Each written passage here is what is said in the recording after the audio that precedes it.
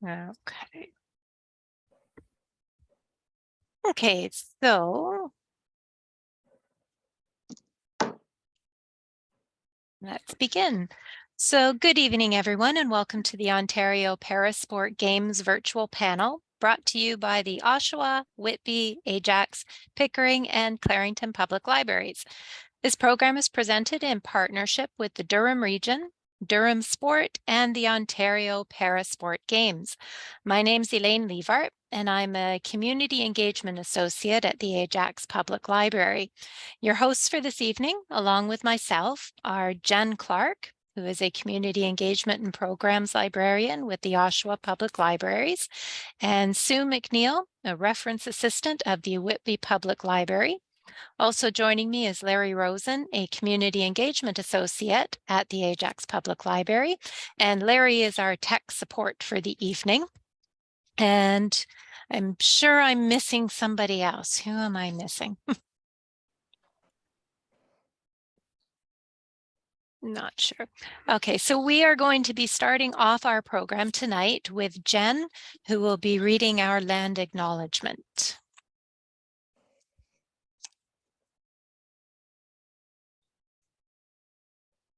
Hello, thank you for joining us tonight.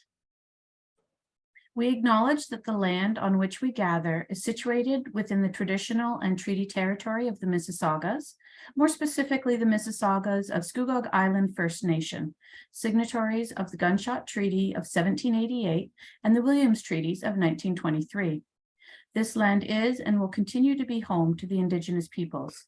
Let us acknowledge the mistakes and traumas of the past with authenticity and support truth and reconciliation.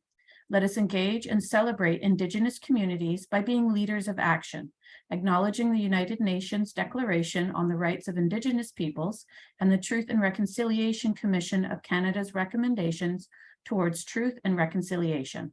Let us keep these principles close as we continue towards truth and reconciliation and move forward with kindness and respect as a community. Thank you, Jen. And now just a couple of housekeeping items. So tonight's program is being recorded and it will be posted to the various libraries' YouTube channels following the presentation. We please ask that your camera and microphone remain turned off to minimize distractions. Our format for this evening will include a discussion with our panelists, a brief overview on how to attend the games, and it will be concluded with a Q&A session for our audience. If you have any questions for the panelists during the program, please type them into the Q&A feature, which is located at the bottom of your screen. We may not be able to get to all of your questions tonight, so please feel free to upvote your favorite questions. We also have a short poll to see where everyone is logging in from today, so please feel free to respond. So I'm just going to launch the poll now.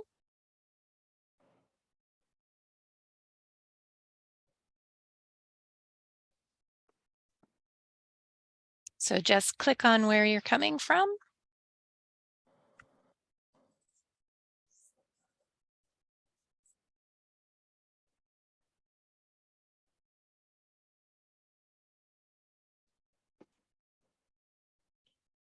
And I'll just give it a few more seconds.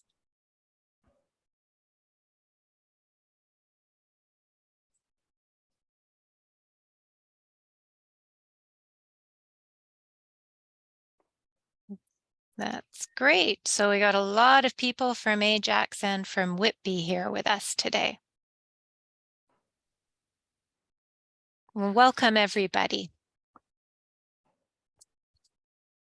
So if you do experience any technical difficulties during this evening, we recommend that you exit your webinar and then try and re-enter because that often solves the issues. If you continue to have difficulties, please send a message to the host via the chat feature, which is also located down at the bottom of your Zoom screen. And a staff member will be able to assist you. Just to reiterate, any questions that are related to technical difficulties should be asked via the chat, and questions for the panelists and our guest speakers can be asked via the Q&A button. So the Durham Region 2023 Ontario Parasport Games will be arriving in just 2 weeks, and it will last for 3 days. It will take place from Friday, February the 3rd to Sunday, February the 5th throughout the Durham region. We wish to connect you today with the athletes, coaches, parents, and committee members who have worked tirelessly to make this event possible and to inspire our community with their perseverance and their skills. I'm very excited to introduce our panelists tonight, starting with Mike Frogley. So Mike is a former wheelchair basketball player. He made Team Canada in 1989 and competed with the Canadian men's wheelchair basketball team at the 1992 Paralympic Games in Barcelona, Spain, where Canada placed fourth. He switched to coaching the men's national team from 1996 to 2004, guiding them to an impressive back-to-back Paralympic gold medals in 2000 and 2004, as well as a silver medal in 2008. He spent 21 years coaching men and women in wheelchair basketball in the U.S. college system before returning to Canada to become the Wheelchair Basketball Canada's National Academy Director, and he's currently the chair of the Durham Adaptive Sport Collective. Our next panelist is Matt Greenwood. Matt is the executive director of the Pickering Football Club. He runs the Pickering Football Club's All Abilities soccer programs, which offer children and youth with intellectual and/or physical disabilities an opportunity to participate in specially designed recreational opportunities. The All Abilities team strives for an inclusive environment where no child is noticed for their disability, rather, their enormous abilities shine.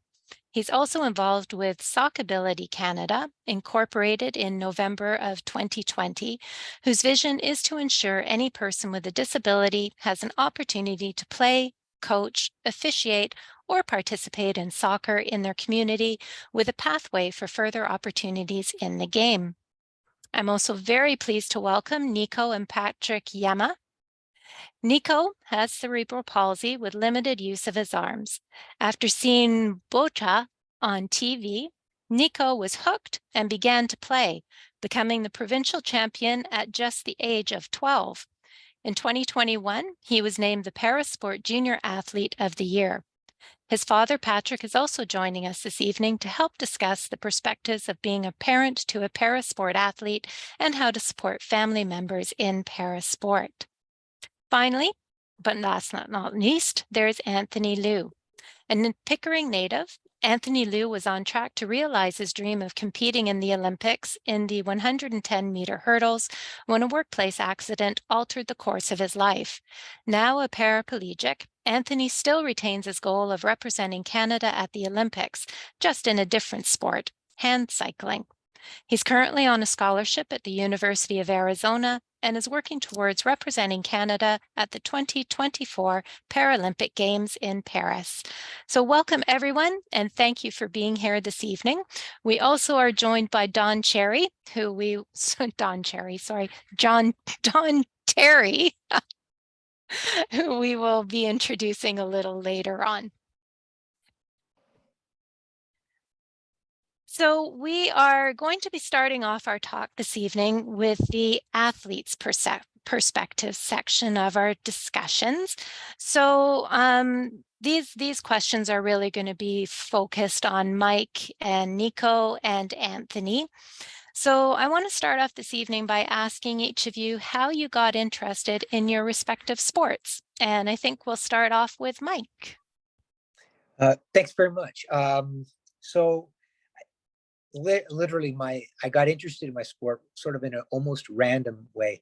I had my car accident 36 years ago, and I'd always played sports growing up, and I was literally in rehab, laying in my rehab bed at the time when one of the local club players, Ed Katrowski, came into my room and said, "Hey, I heard you played basketball. Do you want to try wheelchair basketball?" And so I went downstairs in the rehab center that night, tried shooting around, and I was horrible. I couldn't even get the ball to touch the net, let alone make a basket. And I was like, "Oh, forget this. I can't do this. So I'm gonna maybe if I can't play, I'll try coaching." And so I actually started coaching stand-up basketball. And in the process of going back to the gym every day and working with my local high school team, it was like having an itch you've got to scratch. And so just being around the sport, I had to get back into it. And so I went back to the old asphalt courts that I grew up on one summer and started playing again. And I gradually developed my skills back, and I got a chance to represent Canada in 1992. And it all started sort of in that happenstance. And from there, I just kept looking for opportunities to grow and improve, first as a player and then as an assistant coach and a coach. And that's what led me to get an opportunity to coach the Canadian men's national team in the 3 Paralympic Games I was at. So that's sort of a quick synopsis of how I got there. And now I get to help build the whole sports system and contribute that way with Own the Podium as the Summer Paralympic Performance Advisor. Oh, that's brilliant. Thanks. Okay, Nico, how did you get hooked on Boca? Well, we were watching the Olympics, and there was this super short, like, commercial, and Dad saw a ball rolling down right, and he searched it up. Yeah, I just ended up searching it up. We saw a commercial, ended up searching it up, found a fantastic group of para-athletes, bocce players in the Whitby area, and they just basically took us under their wing, took Nico under their wing, and from there, he went into his first tournament and ended up winning it, and it was game over. We were pretty much hooked. Oh, can you explain what bocce is? Because I don't know if everybody may know what it is.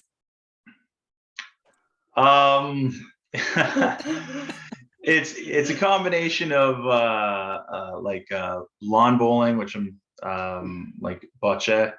It's a combination of lawn bowling, but it's done indoors. It is probably, I know this is going to be one of the things, it's probably one of the most adaptable playable sports out there. So nearly any physical disability, anybody with a physical disability can play with some adapted equipment. It's very adaptable that way. And effectively, you throw a jack ball out and you try to beat the other guy, try to get as close as you can, gain as many points as you can, and try to beat the other athlete. It's just one of those things. But like I said, there's multiple categories. So in Nico's situation, he can't throw. So he uses a ramp, but there's 3 other divisions where, people throw. And then somebody acts as his assistant, such as myself, who acts as his assistant on the court. So, it's there's challenges in that as well, because out of, I don't know how many years you've been playing for, what, 4 or 5 years? Yeah. I've never been able to watch a game of his. Oh no. Ever. No, I'm not allowed to face the court. So I've never seen a single shot in a competitive at a highly competitive thing. I've never seen a single shot, so I'm always playing off the crowd. Yeah. Which we're hoping to get a lot out of for the during Parasport Games, but there's a lot of gray hairs in this beard. Yeah. When it grows, there's a lot of gray hairs. Oh, you think you have it so Yeah, he gets the stress. Oh yeah. Yeah. Oh, that's great. Anthony, how did you pick your sport? It was kind of a natural progression for me, much like Coach Frog. When I was injured, somebody came to me and they're like, "You got to try wheelchair basketball." And very quickly, I shot out to Variety Village, started playing some wheelchair basketball there, but it was never one of my sports that I played growing up, like competitively at least. And so when my friend lent me his hand cycle and I found out it was a Paralympic event, it was kind of like, it was a no-brainer for me, honestly. I just love to go fast. It was outdoors, and it was a way for me to really just have a new outlet. So I got on the hand cycle, started training. Unfortunately, there wasn't a lot of resources, so I've seen hand cycling in Ontario grow from grassroots, and now there's teams and private teams, and it's amazing now. So just working my way up through the rankings, hitting some national time standards along the way, and then receiving this scholarship to the University of Arizona has been an absolute blessing and a fulfilled dream. So I'm very happy and blessed to be where I'm at right now. It's life is good. and sport is amazing. That's brilliant. Yeah, you all seem very happy in your chosen sports, that's for sure. So, what are your goals that you are currently working towards? So, we'll go backwards. So, Anthony, what are you working towards right now? So as I just mentioned, I'm at the University of Arizona, and that has always been a goal for me as an athlete to get a Division I full ride scholarship. And unfortunately, growing up in high school, I lost my scholarship in the hurdles, and didn't really think that I would be back in this position ever again. And just being very fortunate, not giving up on myself. I found myself down here on the scholarship. While I was training, I got recruited, actually training in Arizona, racing in Arizona. They saw me. The University of Arizona has one of the largest adaptive sports programs in the nation. So it was a great fit. And now, well, ever since, not now, but ever over the past, I guess about 6 or 7 years now, it's been a trek towards the Olympic Games representing Canada at the Paralympics in the sport of hand cycling. So it's that's the big goal right now, and finishing my studies and making sure I do well here, getting that degree, coming back home and making some meaningful change, as we were speaking about earlier. So That's great. Thanks. And Nico, you have already accomplished so much, and I'm guessing you're only just in high school, and you've probably done more than 3/4 of the planet. So what is your next goal? What are you going to do next? I want to make it to Team Ontario and then eventually Team Canada and internationals is the game plan. That's the next one. That's good. Yeah, I can't believe how much you've already accomplished. And you're what, 14? Yeah. Yeah, 14. That's incredible. That's really good. Good for you. And Mike, what's in the plans for you? So I'm really fortunate. It's neat to listen to Anthony and Nico, because I can remember when I was exactly in the spot that they were in, and the journey they have ahead is so exciting. For me, I'm on the other end of it now, though. And what I would say is, what I want to do is I want to contribute to building a parasport system that maximizes the experience and the potential of all the people inside it. So just a small, simple little goal. Yeah. Oh, good.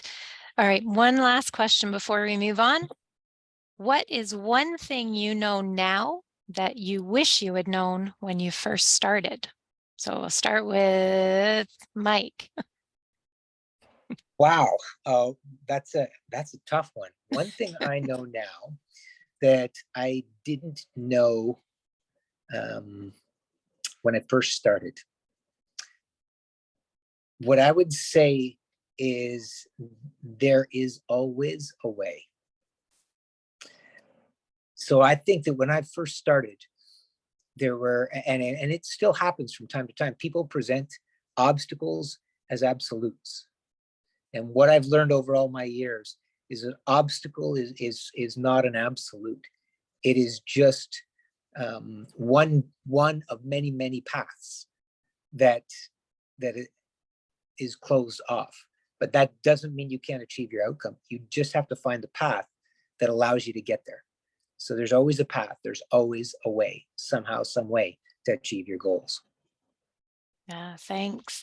And Nico, if you could go back, what, 6 years, 5 years, what would you tell yourself? Go back. The community, the amount of people that play and how nice they are, how they take me in, Yeah, the support's just been, and I'll kind of talk a little bit to that, is it's amazing, the community, and just even going to these national tournaments with much older, more experienced people, just how amazing the community is. And you didn't get to see that when you're starting, or when you're a 9-year-old in a wheelchair, especially even as parents. You don't know that that's out there, and then you end up showing up and everybody's just like, let's do this, let's help you, let's work with you. And it's been unreal. Yeah. Is it true that your classmates would come and watch you? Yep, it is. Yeah, we had what we called the Sea of Red last Durham Parasport games, and that's actually really what I'm wearing right now. So we ended up buying one of these sweaters, and then everybody just kind of tacked onto it, and we had something like 30 people, two grade 6 classes show up, and they didn't show up for Nico. They showed up for the athletes. It wasn't a Nico focused thing. They showed up for the athletes, and Don, I think you remember, like, the athletes kind of were like, what is going on? Yeah. But everybody just had a big smile on their face because now they're playing in front of a crowd. But yeah, this support is, even outside of the para community has just been unreal. There you go. Yeah, I couldn't say it better, right? Yep. Nope. And Anthony, what would you go back and tell yourself? Oh boy, we don't have enough time. I'd probably say do a little bit more research, speak to more people, because it was a little difficult getting started. The cost of a hand cycle it's up there. It's very high. And the resources weren't necessarily there. So it made it a little bit more difficult, or as Coach Frog would put it, an obstacle, but it wasn't absolute. I was able to figure it out, but it was really difficult. And there's times where it's like, maybe I should have taken an easier route, but everything happens for a reason. I wouldn't be here in Arizona if I had. So I'm very happy for my choices. Yeah, I probably wouldn't change anything. No. But just research and networking, like Yeah. Nico and Patrick were alluding to, the community has been amazing. And just networking, getting out there and speaking to people. Doesn't really matter if it's sport or work or whatever it is, just getting out there and just meeting new people can bring you to new places. Yeah. I think from what I've heard from all of you, community has really played a big role in your lives, really. Yeah. Definitely. So we're going to move next. We're actually going to pick on Patrick. So I want to get the parents' perspective. So what it's like to be involved in supporting an adaptive sport athlete, what's involved in it, and also what resources are out there to help the parents and the family members. I think the best 2 words is challenging, but very rewarding. It's extremely challenging simply because, although the community is fantastic, the resources may not be necessarily readily available. And on top of that, what I found for this sport in particular, every piece of equipment needs to be adapted for the individual. So there's always, something to do, or something that you'd have to create custom. So the challenge is, trying to find the resources, get the equipment, get the time to find the court space to do it when you're talking about a small scale, because we're not talking about necessarily a big club or a very let's call it popular sport. But again, we've been really lucky with the Whitby Ability Center. We've been lucky that I happen to be, my family's pretty technical. My dad's a millwright. I'm an engineer. We've been able to kind of adapt Nico stuff. But it just comes down to the challenging part is, finding the resources out there that you can tap into outside of the community, but that you can tap into to make things happen. There was never a time where we said, you know what, he can't reach a ball, so he can't play it. It was always, okay, let's figure out a way around it to do it. Right. Again, we're lucky enough that we have a technical and pretty, how do I say this, talented? No. We got a family that can make stuff, but other families don't have that necessarily, have access to that. So whenever we can help, we end up doing that too. So it just comes down to helping each other out, really. Yeah.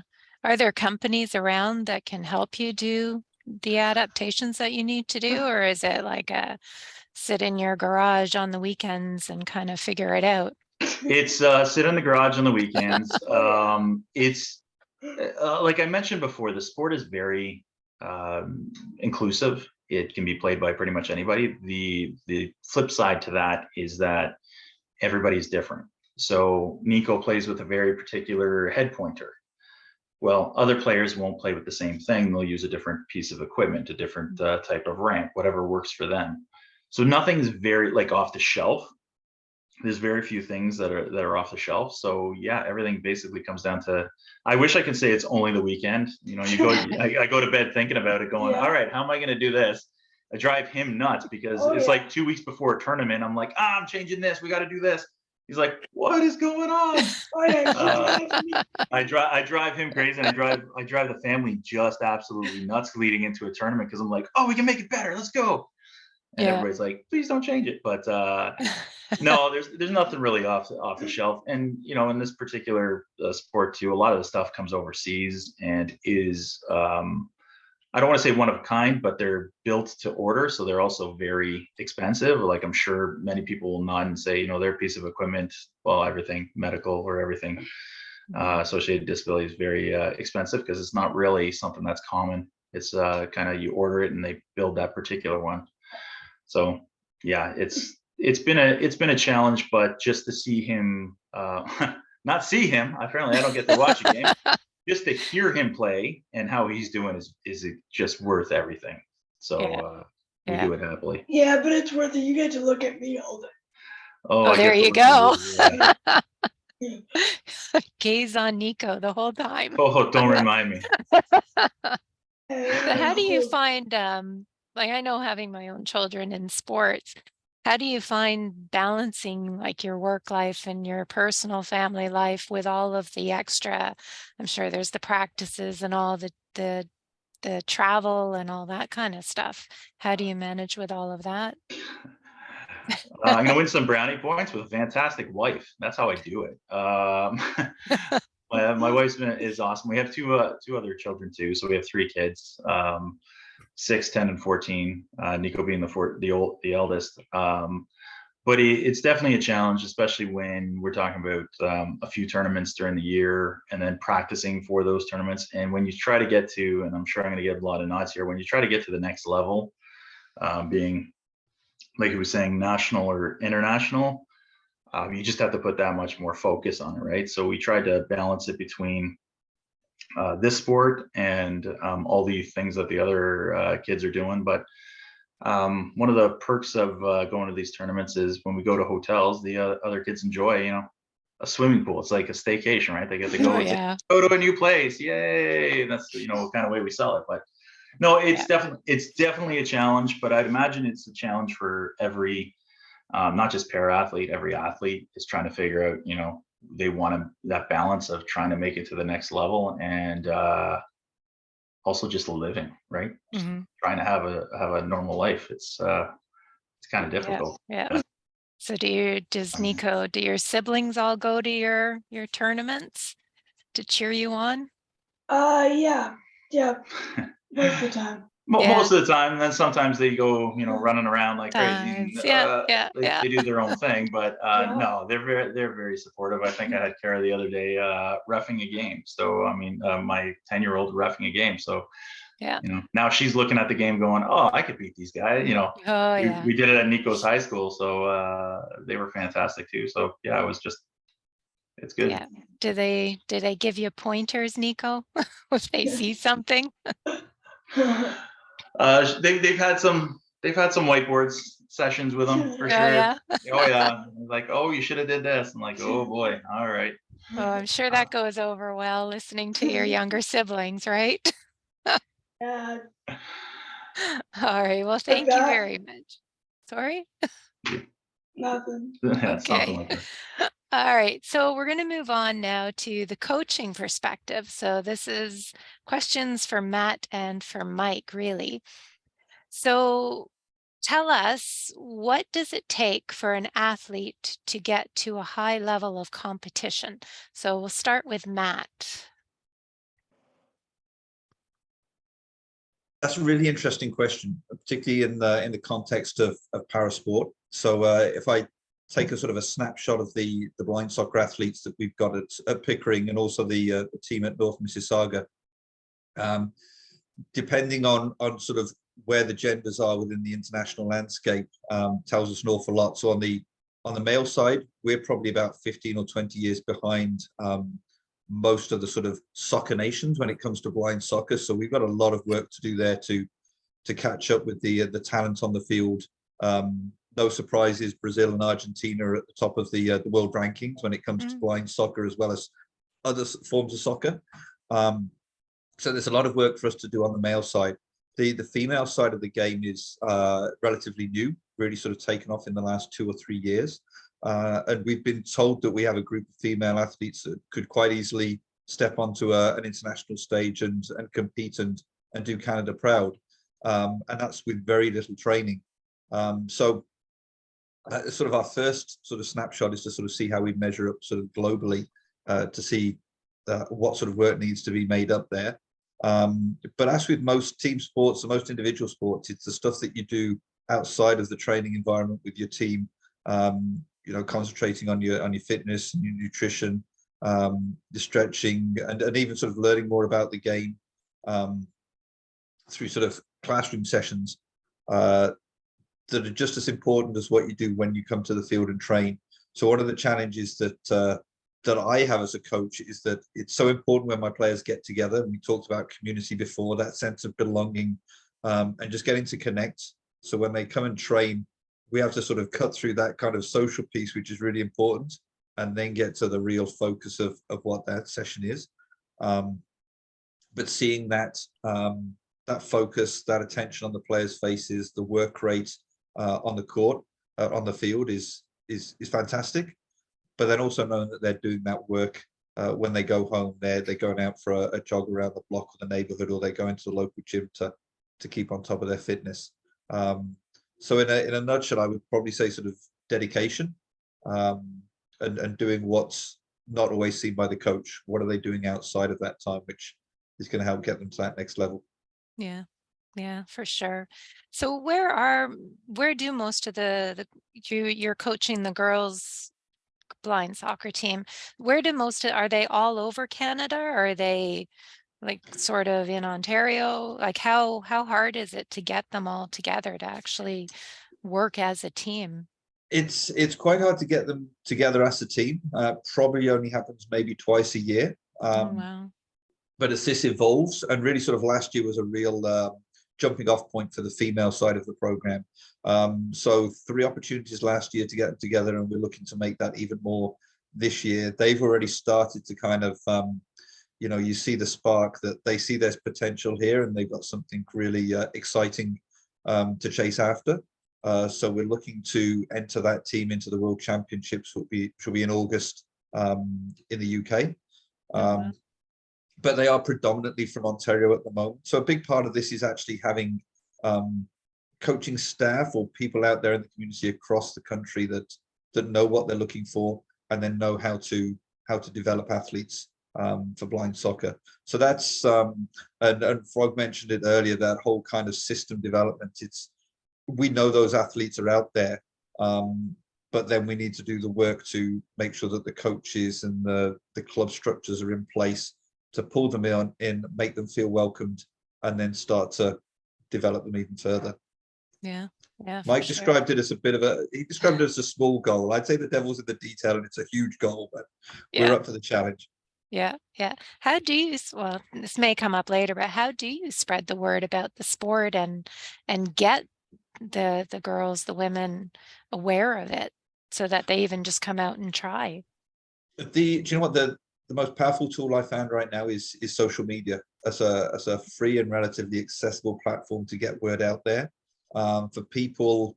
A lot of times for sighted individuals to actually see a little piece on Twitter, Facebook, Instagram, TikTok, wherever it might be, and just have them realize, wow, this does exist. This is a thing, and people actually play this sport, is a huge awareness raising piece. And then you can tag other groups, other leaders in there to help sort of amplify that message.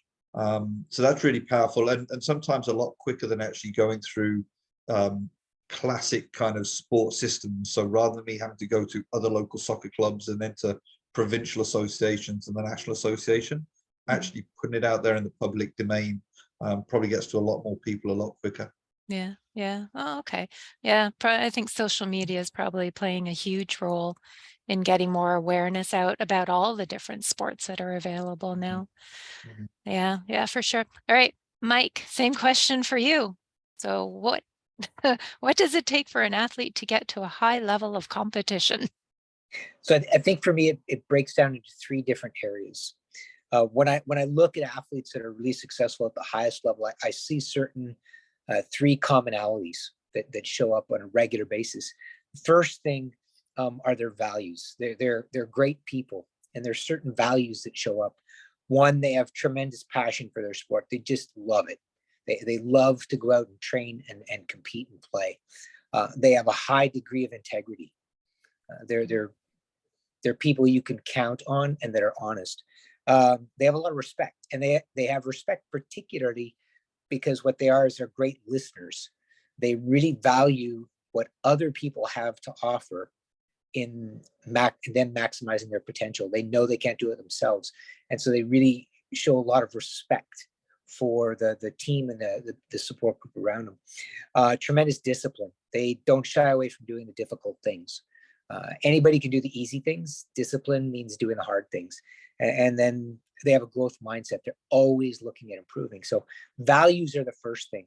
Matt actually touched on the second thing. They have a holistic perspective on their development. They work on their technical skills, their tactical skills, but they also develop themselves physically, mentally, from a health perspective. They keep their body and their mind healthy. And then they find a balance with life outside of their sport, so that they can holistically develop themselves. And then the last thing that I always see, tremendous perseverance. The path to becoming the best you can be in anything is never smooth. There are always bumps. You have to be able to persevere through those bumps. If you can do that, you can be successful. But if you let the bumps stop you, derail you, change your direction, and prevent you from getting there, then that's one of the biggest things. So perseverance is that final thing. So values, a holistic development of oneself, and then perseverance. Oh, that's really good. I think we can all take those life lessons for sure. So over the course of you doing the coaching for the various years, so what barriers are still out there for adaptive sport participants? I think there's really two areas that I see as barriers. The first is physical.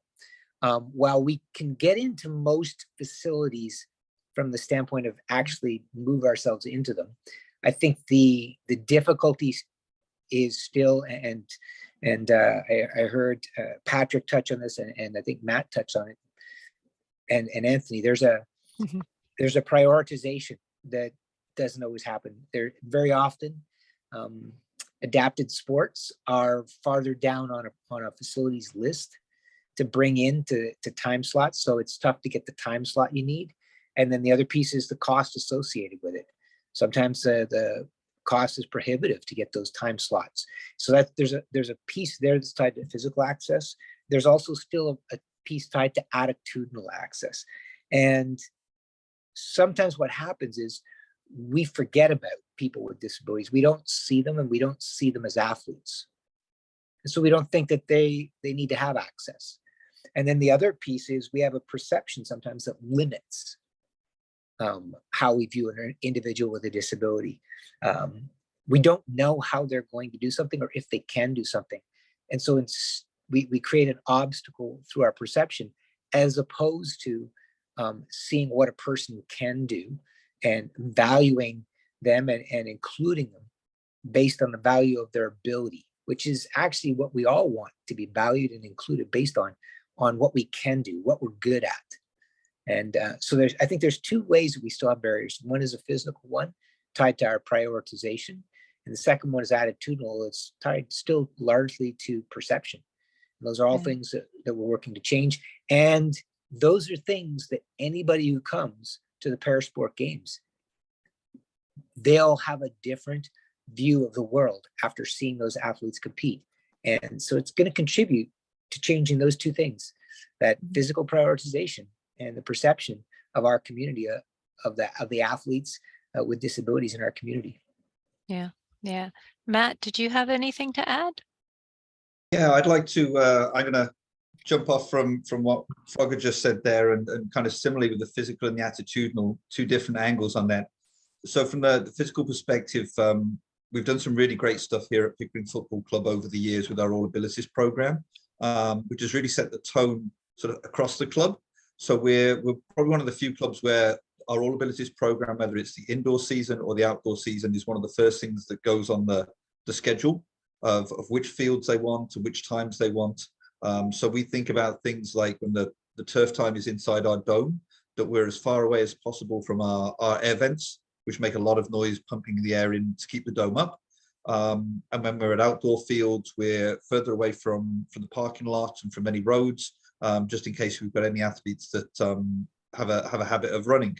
So it's a priority for us as a club, and we've done a great job of that. We just wish more clubs were A, starting a similar sort of program, but B, putting these programs as a priority first and then building everybody else around it, particularly when it comes to scheduling and the busyness of families. And I know Patrick and Nico could probably speak to this, but sometimes getting transport from A to B is not always that easy, and then getting near to the facility. So making things as practical as possible for families is huge, and we're really proud of that. So that's sort of a physical piece to that. The other piece around attitudinal is something that I find it's almost a fear, particularly within sort of the soccer family, of, well, we might get some of these athletes, but what are we going to do with them? And are we going to hurt them or break them, or are we going to get sued because we didn't say the right thing? And it's all of these fears and barriers kind of build up in people's mind, that whole kind of attitudinal piece that then stops even a conversation or a thought of progressing. So one of the things that we try to do with the club and through our Soccerability Canada program is try to ease those fears of clubs, explain to them that by not doing this, they're actually causing a lot more risk, because there's going to be even more backlash if they're not in an open and accessible club and environment. So yeah, very similar to Mike on that, just sort of different angles on that physical and attitudinal barrier. And if I could just jump in real quick, just Oh yeah, go I ahead. I know I go Anthony, back to I'm sure wants to say something too. yeah, sorry, Anthony, yeah, I jump in there before you. Go ahead. Yeah, I know I'm going back to the community thing, but I mean, a prime example of the attitude side of it was in Nico's high school. Like his gym teacher, his phys ed teacher, found the obviously it's challenging to set up a program for him. But the first thing he did, and the entire school did, was contact me and say, hey, what can we do? Like, we wanted to showcase bocce, but is there anything else? Reaching out, and it's both the community, the able-bodied community, but also the para community. And I mean, I reached out to Mike and said, hey, I think the kids would love, the high school grade 9 classes would love to do wheelchair basketball. There wasn't even a hesitation. It was like, yep, we're doing this. Let's go. The Ability Center said, yep, we'll get you the wheelchairs. And we just blew them away. Danny, I mean, Danny was there, just absolutely was, they were all stunned. I think it was 1 against 11. Oh yeah. And Nico was there, and he wiped them out. Like, he just wiped them out. And I saw the kids the other day, because we did a bocce session with them, and they were just like, we're doing that again. We love it. We want to do bocce. We want to do sitting volleyball. So it was just that awareness, right? That attitude was like, oh, Nico, can we touch you? Can we talk to you? Can we do whatever? To all of a sudden, it's like, we want this as a I don't want to say it's going to be unit, because I'm not going to overcommit the high school, because it's not that, but we want this as a feature. Like, we want to do the wheelchair, and the high school's been fantastic. And like I said, it was a single email, hey, can we do wheelchair basketball? And it just blew up. It was like, yep, we're doing it. We'll send we'll send Danny, we'll send everything. And it was we're looking forward to doing it next semester, when even Nico's out of phys ed class. And I was supposed to be 1 grade 9 class, and we ended up having all 3. Like, the girls' classes came in because they were seeing what was going on, and they all jumped in the chairs. And it's just a wonderful feeling, but it comes back to the attitude side of it. So it's just being open-minded and being willing to bring it in and see what it's all about. It was an amazing thing to watch. And like I said, we did the bocce a couple of days ago, and that was awesome. They just blew their That's minds. awesome. They're like, oh, Nico, this is what you do? It's like, yep, now you understand. Yeah, this is it. Yeah, yeah. I mean, this is for everyone, but is there opportunities for anyone to try any of these sports? Like if, like you said, with the wheelchair basketball and the bocce, can anybody go and try like sledge hockey? I think I remember at some point you could try sledge hockey somewhere. It's like in the back of my mind that it was possible, but could we try like blind soccer, and can we do this anywhere, or is it difficult to do? Like, I don't know. In our experience with preparing to host the games, one of the things we found is that the biggest difficulty is finding out where the sports are available. And Mhm. so that's something that we're trying to work on. But certainly for sledge hockey, the Steelhawks play out of the Whitby Iroquois Arena. I Okay. believe it's every Sunday morning, and they always welcome anybody who wants to come and see the sport, try the sport. That's the way you're going to grow the sport. I know that Matt is open to people coming out to five-a-side or blind soccer. And the same with Frog is running a wheelchair basketball program for youth out of Yeah. the Ability Center.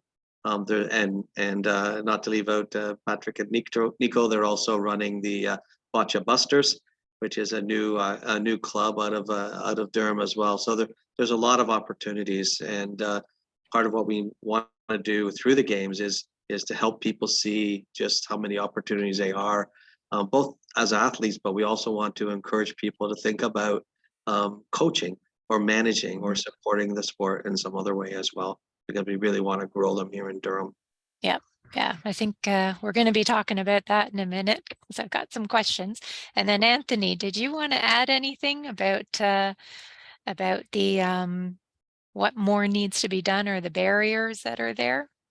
Everything honestly has been said. Yeah. It's the biggest thing I find is the attitudinal barriers. As like I'm echoing everybody, it's one of those things where we got to have those conversations, and once we have those conversations, people are realizing, and then you have those try it days, and it's like, oh my gosh, this is available. This is fun. This is a new avenue. It's a new way to do things, and I can support a family member, a friend in their avenues or pursuits and their competitiveness, or even just recreation. So it's like what the Parasport games have been doing in Durham over the past few years is absolutely phenomenal, because the awareness just over the past couple of years compared to when I've been coming up in sport is absolutely amazing, and it's reaching that many more people. So as long as we keep doing what we're doing, I think that a lot of these attitudinal barriers will get broken down. There's going to be more access to resources, more equipment will be available as well too. And when more equipment's available, more people can participate, because I think that's one of the bigger barriers is just finding the proper equipment that fits and allows you to participate in a fun and safe manner. So we just got to keep doing what we're doing, really and truly. Yeah, I think that's a good segue into bringing Don into this conversation. So we didn't introduce him properly before, but Don Terry is the co-chair of the 2023 Ontario Parasport Games, and Mike Frogley is the chair of the Durham Adaptive Sport Collective. So they are actually going to speak today about the games that are coming up in the next couple of weeks. So I will turn it over to Don. Oh, great. Well, we're really excited. We've been working hard for well over a year to prepare for about 300 athletes coming from across the province to compete in 11 different sports at 8 different venues across Durham region. And we also have 4 demo sports. I won't list all the sports, but maybe I'll list the demo sports. One that there's a couple that we're excited about all of them, but we're running a program called Power Hockey as a try it and demo sport on this Sunday.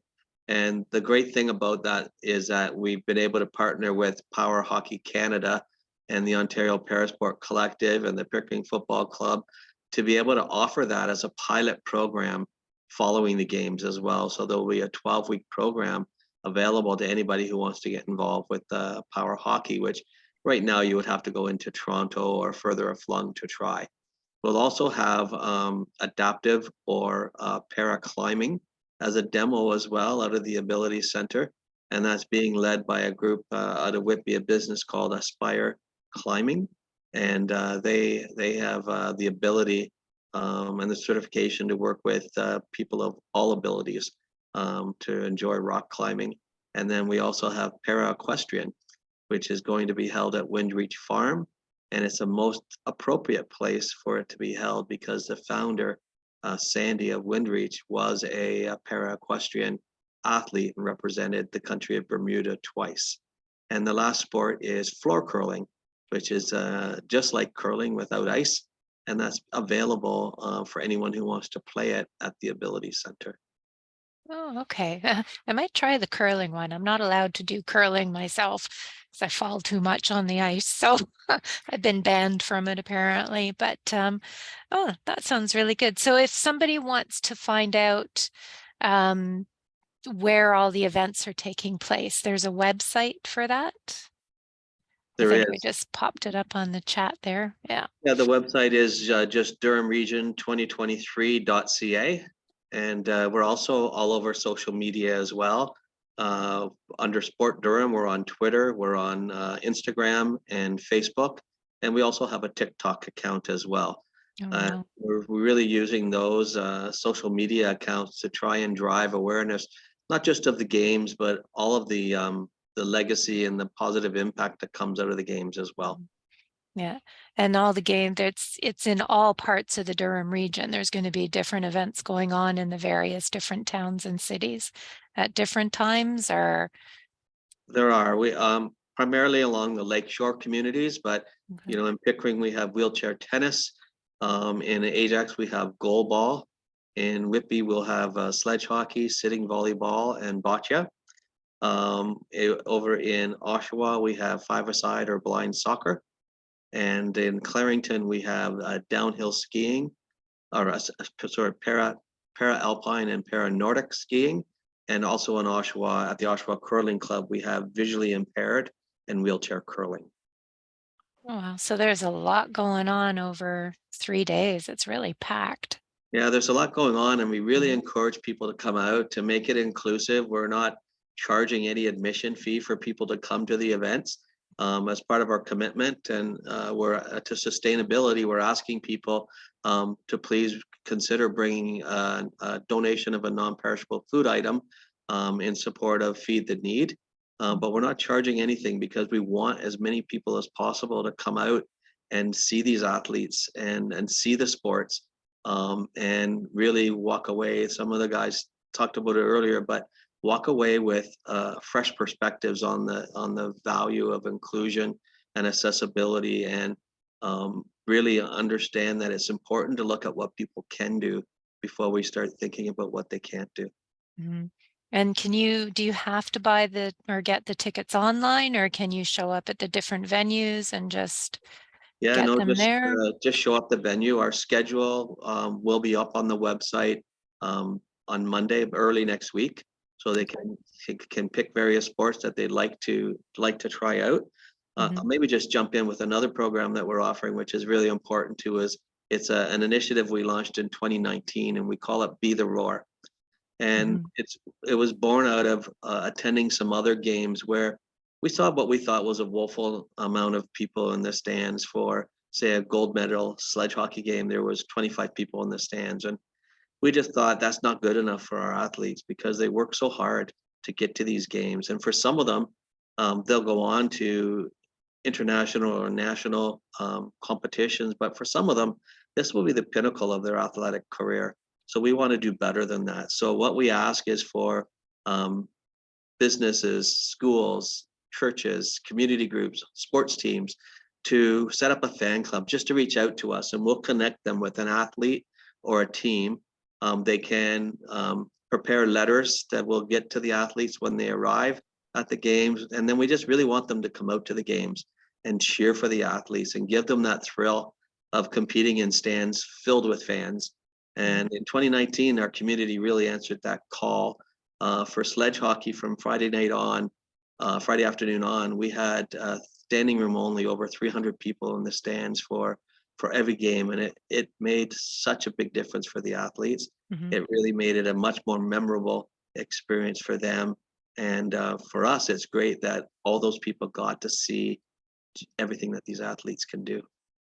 So what do you think the hottest ticket's going to be? It's interesting. It tends to be sledge hockey. Yeah. Last time we had wheelchair rugby, which was Oh, very popular because they really hammer each other in their oh chair. yeah. I can One of the imagine great that things, one. one of the great things about that is, from my perspective, is that the very best players in 2019 in wheelchair rugby were women, and they were head and shoulders above all of the other competitors. So that was nice to see. I think people will be interested in wheelchair tennis this time, and really they should get out and see bocce. And Mhm. for me, one of the really fascinating sports to watch is visually impaired curling. I don't know how, like I curl once in a while and I'm Yeah. pretty terrible. Um, Yeah. I don't know how they Very bad. to just throw to a flashing, throw to a noise. And they're pretty accurate. And of course, blind soccer, five-a-side soccer. I see Matt give me a bad look there.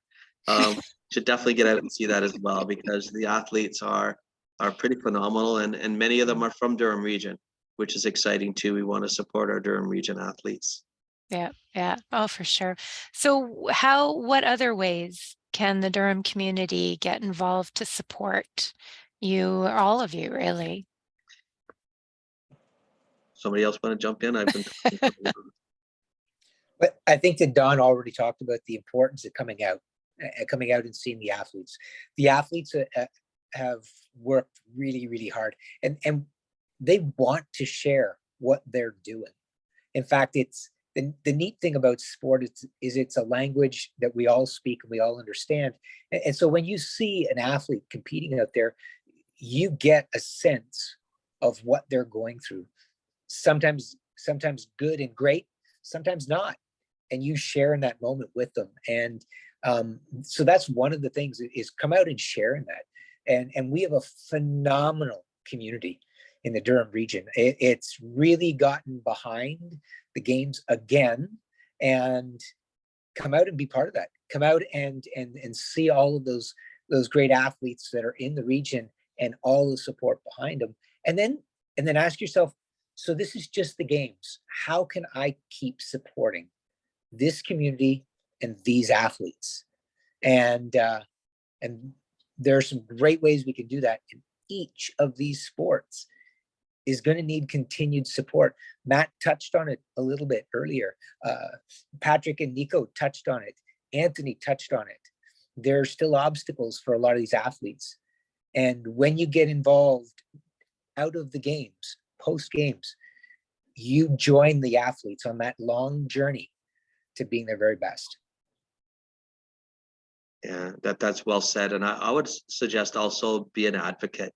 Be an advocate for accessible sports in our community. When your municipality is planning future facilities, be a voice. Be part of the voice that says, "Hey, what about the accessibility? What about lining the floors so that it's a bocce court as well?"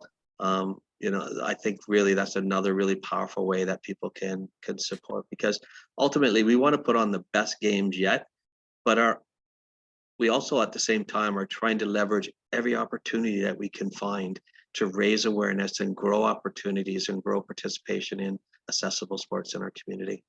Mhm. I understand volunteers, you already have enough volunteers for the Parasports, which is fantastic, because a lot of places are struggling just to get volunteers. So the fact that you've already had to cut it off is brilliant. But if somebody wants to get involved as a volunteer or a coach, what would they need to do? Who do they go and see? If they come out to the games, they will have access to be able to talk to coaches or the provincial sport organizations or local organizations that are offering sport, particularly for those demo sports. But following that, one of the great legacy initiatives out of the 2019 Ontario Parasport Games that we hosted is our Durham Adaptive Sport Collective, and its role is really as a group of volunteers who role again really is to try and grow those opportunities, help remove barriers, and get more people involved as both as coaches and players alike. So that'll be an organization that will carry the ball going forward.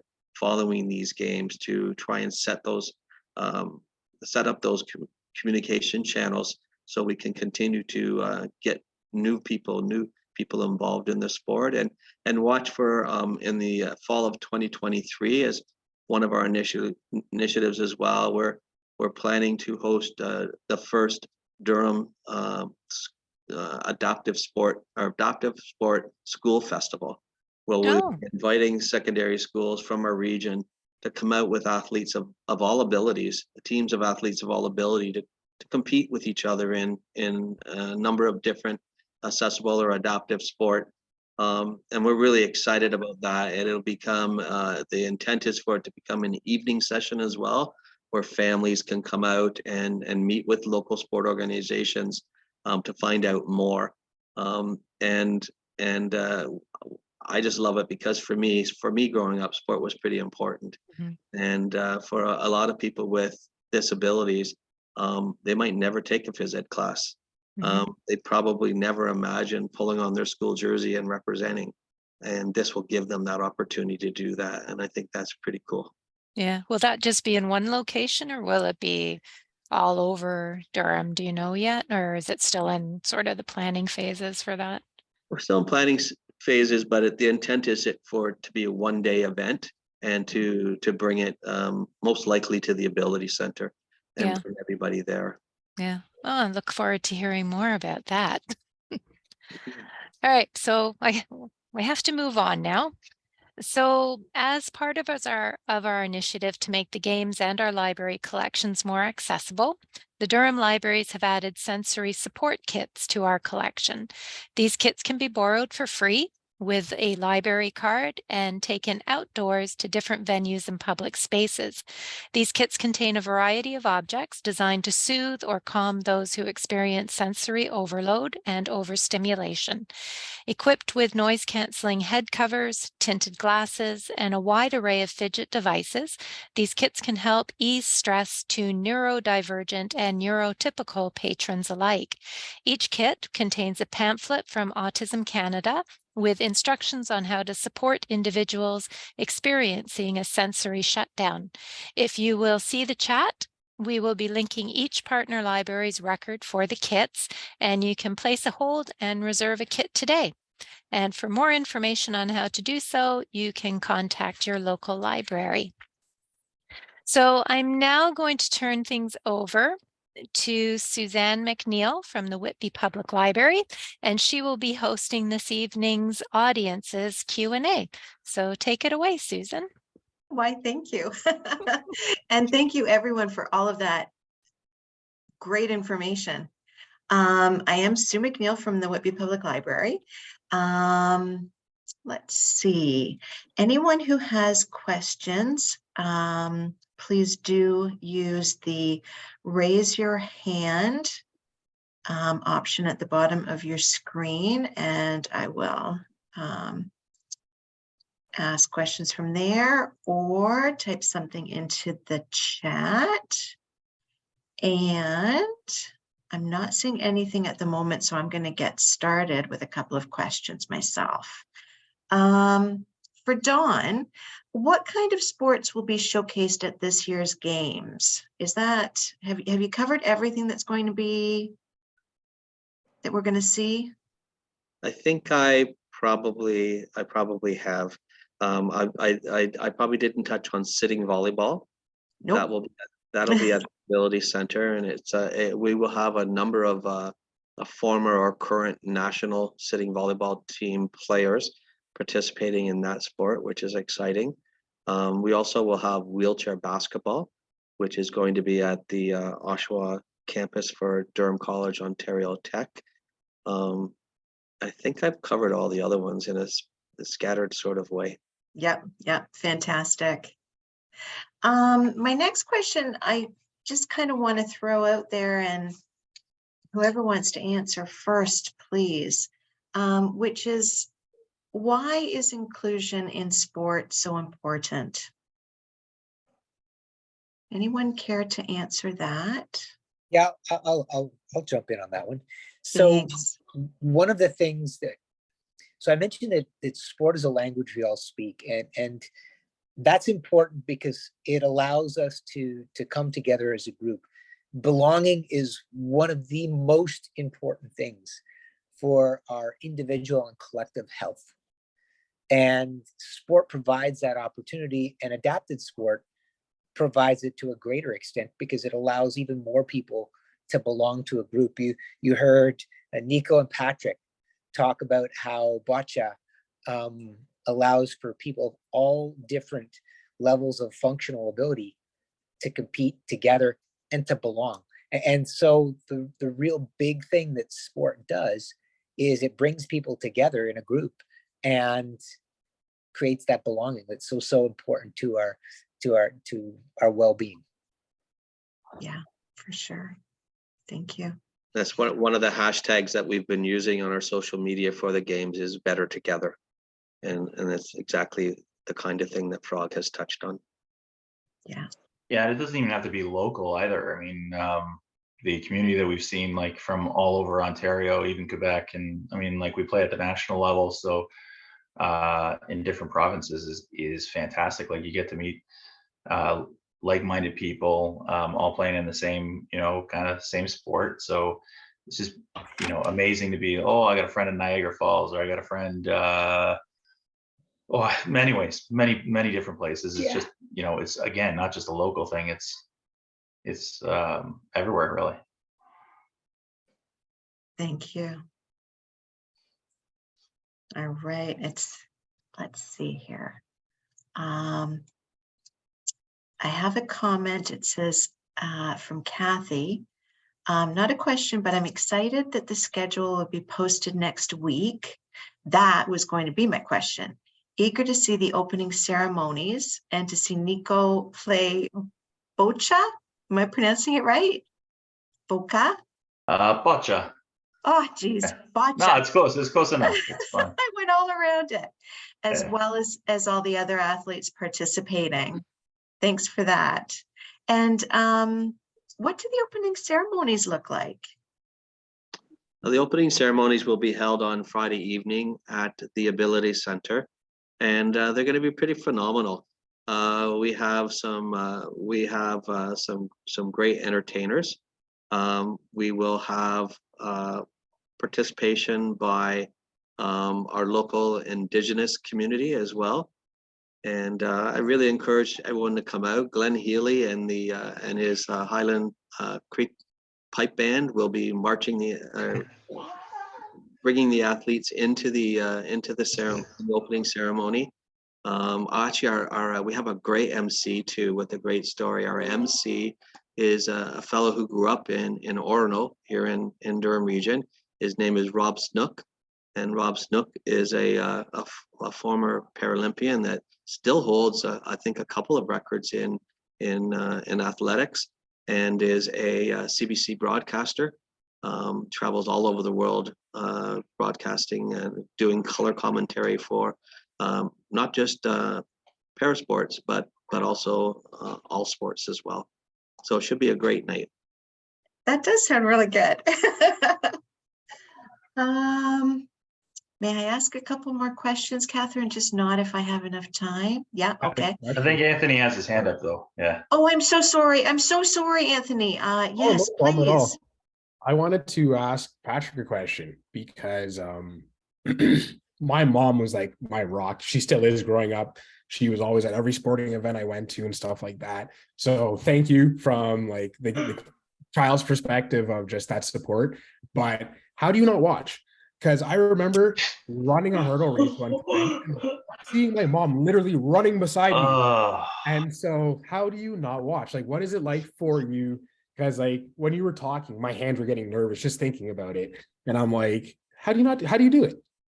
I don't even know how to answer that. I'm a stress ball. Like, I mean, I know the athletes you got to get into that zone. It's the same thing for the assistant, simply because a lot of the times when you have a really good pair, and it's usually a parent or sibling or something like that being the assistant, they're usually the one helping out and the assistant on the court. It's insane. I play it backwards in the back of my head, like in my head. I imagine where the balls go. I know how he shoots. I've practiced with him enough. I know how he shoots.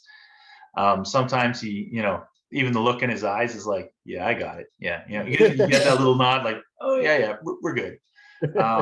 But honestly, I play off the crowd. But there's been times where I'm not sure if he did it on purpose or whatever, where he just be like stone faced. I'm like, what's going on?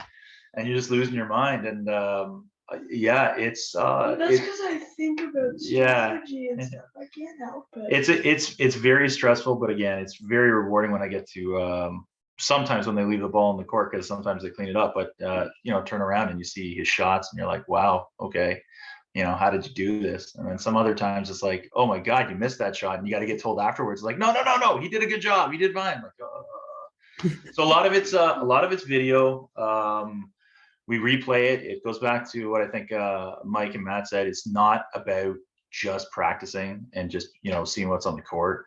It also has to do you do a debrief afterwards to kind of figure out how you played, the positives, the negatives. You got to learn from the negatives.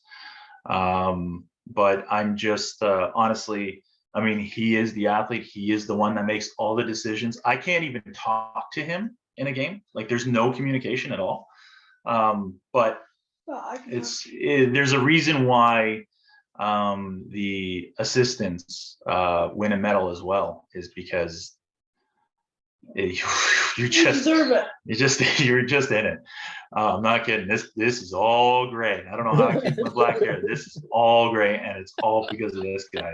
Oh God. Oh, thanks. But thanks for the question. Yeah, we're always looking for. One thing I will say though is we are always looking for assistance, ramp assistance, because a lot of the times it is physically demanding. You got to do a lot of standing up and getting on the legs and stuff like that, and building and having an assistant. That relationship is unbelievably important. So having somebody show up only once or once in a while, it doesn't work. Like, the best in the world are usually like wives, parents, family members that are just you just understand. I can almost read his mind without him saying a word. So yeah, we're always looking for that kind of support, and it's been an amazing trek, and I'm looking forward to the future. And like Nico said, hopefully Team Ontario, and then Team Canada and international at some point. Excellent. All the best. I wish you guys all the best. Thank you. You too. I'm excited to see you compete. Like, it's gonna be fun. My only regret about the games is that we're gonna be playing and we can't go out we can't make it to the different venues to see everybody, because that would just be like, Matt, I've been playing soccer all my life, so I would love nothing more than to watch that. But yeah. Défi, you guys are going to Défi, right? So you should be able to, if you go up early, there's tons of games going on Défi. I know that much. No, we play as well. I know we're not going to take it up here, but we play before the international comes in. So there's a national Défi. So we play Boccia the weekend before you guys all show up and play. But I would love to. Like, I'll take a look at it. I would love nothing more. And I think that comes back to the community thing. I honestly think we got to support each other, and I would love nothing more. The only regret is that we're going to be playing at the same time. Soccer and basketball is going to be playing. I mean, I get lucky enough to see Mike coach right next to us on Tuesday nights, and it's just fun. Yeah, no, I'll be at Défi too. So I guess our dates won't line up because I'm towards the end of Défi. So yeah. Stream it, man. Stream it. We try to Facebook it. That's what I'm saying. Wonderful wife. She throws it on Facebook, and we've got people in again, they don't just watch Nico, but people in Italy, like family members in Italy watching, commenting and losing their minds in some cases, like, oh my God, did he just do this shot? Again, I only get to see it afterwards, but my wife's the one on the commentator going, oh yeah, good shot, But excellent. Don, can I ask you a question? Sure. What about legacy initiatives from hosting the games previously? Yeah, that's something we're really proud of. Following our 2019 games, one of the things we were able to convert Rink 3 at Iroquois Park Arena, so it's completely accessible for sledge hockey now. Prior to that, players would have to sit on the ice between shifts. But what we've been able to do is take out all the wooden boards at the benches and penalty boxes too, and install see-through glass boards. We've widened the entrances, lowered it down to ice level, and installed removable benches. So for our games in 2023 now, the sledge hockey players will actually be able to leave the ice like everybody else during their between shifts. And it's a really important measure of respect and I think value for those athletes. And we also were able to, we did a number of things, but the other really important thing that we did was to launch a fund through in partnership with Their Opportunity, which is a not-for-profit organization out of Oshawa, so that athletes with disabilities whose families are struggling financially, that won't be a hurdle for them participating in sport any longer. They can apply and get some funding to help to make sure that everybody in our community can enjoy all the benefits of sport. So there's a couple things that we did in following 2023. Part of what we want to do is launch a new fund, which will support startup organizations that are offering accessible sports, or existing ones that need a little bit of support to get their coaches trained or buy new equipment. And again, we're just really all about trying to grow those opportunities and support participation. That's wonderful.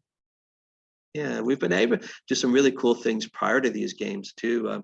And Frog and I were able to reach out to a couple of professors of physiology at Ontario Tech. One's a former Paralympian, one I believe is a former Olympian.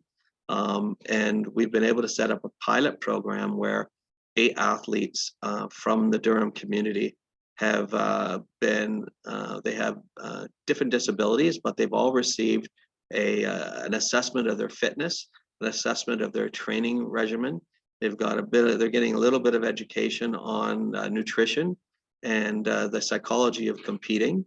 And then in 6 months' time, they'll be brought back for a reassessment. And we got some funding from the federal government to do that. And I know when I talked about this before, Anthony had a big smile on his face, because it's just not the kind of support that para athletes get, and particularly at the grassroots level. So we're just looking for every opportunity we can. I have to say that I was proud too of our partnership with the libraries and the way that you all have stepped up as well. Growing up, I was in the library. If I wasn't playing sports, I was in the library, and it was all about books. But you guys are about so much more than books now. And the number of families that have reached out to me to say how pleased they are to see that these sensory support kits are available now, it really means a lot to them. And we've also, in partnership with Grandview Kids, been able to give our volunteers for the game weekend a little bit of education on sensory overload, how to spot it, how to support people who might be having that experience as well. That's awesome. Thanks. Thanks for the shout out. May I ask the athletes a question, which is, what's the best part of competing? Nico, can I start that with you? What's the best part of competing? The best part of competing, there's lots of best parts. I don't know, it's hard to pick one. Yeah, Anthony, you may want to take this one first. And let him, Hold on, I want to jump in. I thought for sure Nico was going to say getting the boss's dad around. Oh, I was gonna say winning. It seems like you win all the winning. That's it. Yeah, That's true. That's Winning, what I expected to hear. The problem is the reverse of that is losing. It's like, ooh, I know. Yeah, compete. Yeah. And getting to boss him around is pretty fun too. Of course.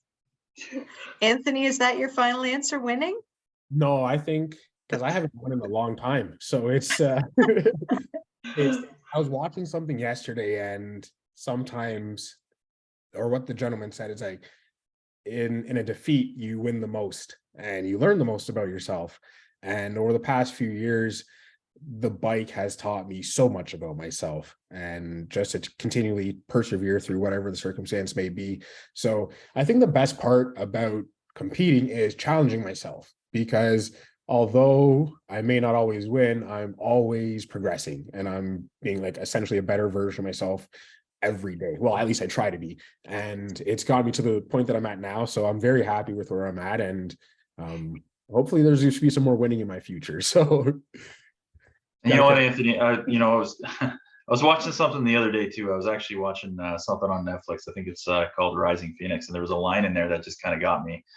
It was the Olympics create heroes. The Paralympics is where heroes show up.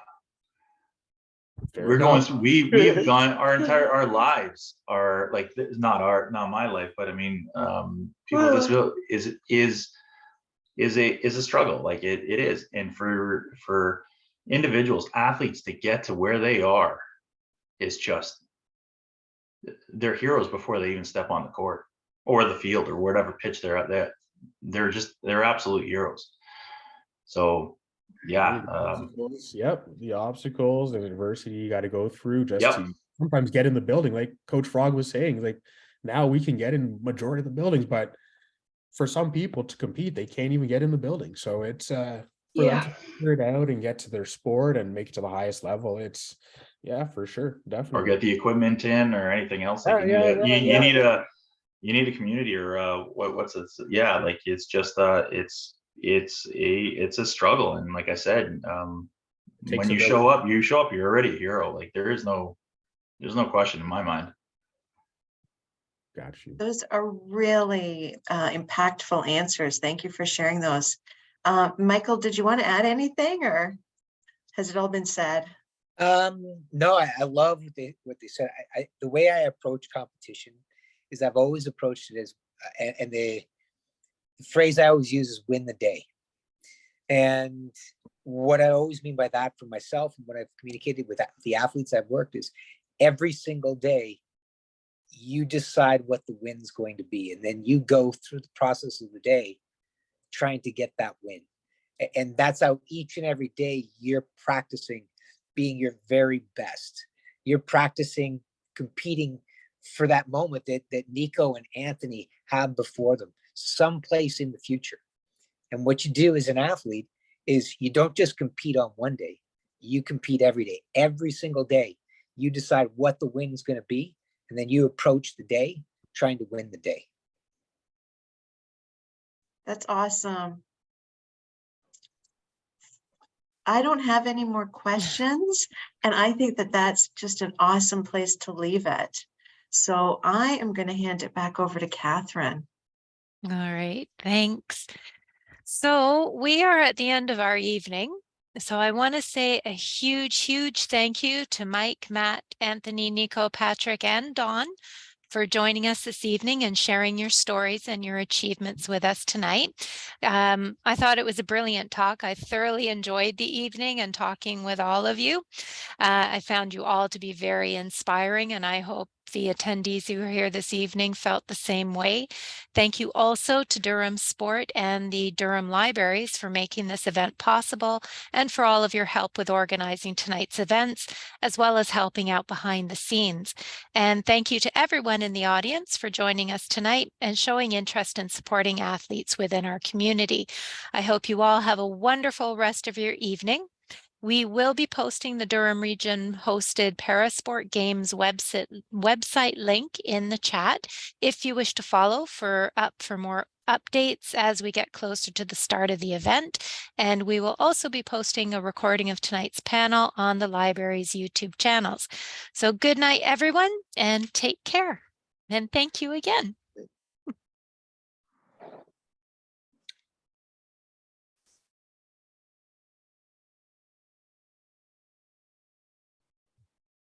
All righty. So yeah, thanks everybody. It seemed to go pretty well. How did you all feel about it? Good. Yeah. Yeah. Good. Yeah, I think it was great. Good. Yeah, I enjoyed it. So